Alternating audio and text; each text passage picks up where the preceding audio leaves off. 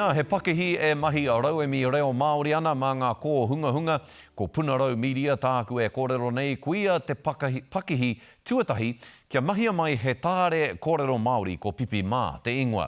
He paki waituhi hoki a Pipi Mā i nāia nei, i kōrero a te o Kiwa McLean kia hōhepa tuahine rāua ko Kristen Ross o Punarau Media, mo te ua o te huarahi, ko takahia nei e rāua kia tai mai ki tēnei wā.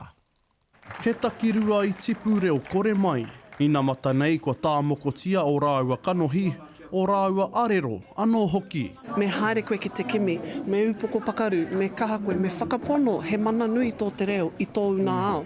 I tērā whakapono, ka tae koe tēnei reo te ako.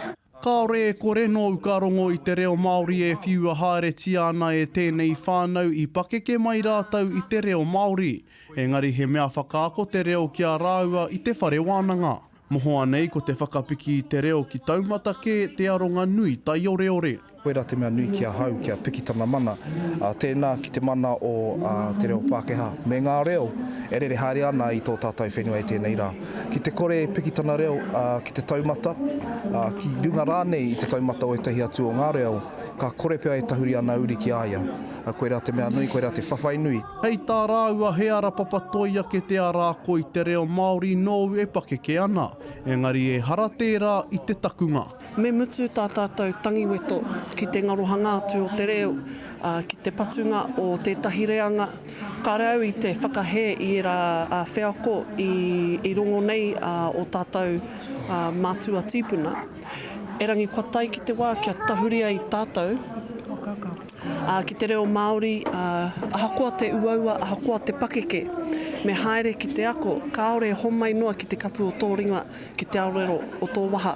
Nā rāua ngā kare tau reo Māori o Pipi Mā i whakarewa. Nā wai kua whakapaki waituhi tia hei rauemi whakaako ki ngā tamariki mokopuna. Ko te pātai nui hea hato rāua hoatu ki te reo Māori. Ari tu atu i te hoatu i te maiti kōrero Māori. Nei tētahi, ka tokorua anō ki te kāinga. Kei roto i ngā tamariki o Apōpō te oranga o te reo ki au nei. Kua mutu te tuhituhi ki au, kua mutu te tuhituhi haere a tātou kōrero ki ngā pukapuka.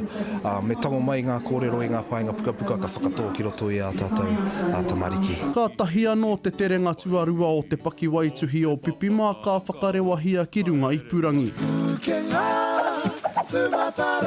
E ke ana te kōrero kāore he o tinga o tēnei mea, te ako, te o Kiwa McLean, te karere.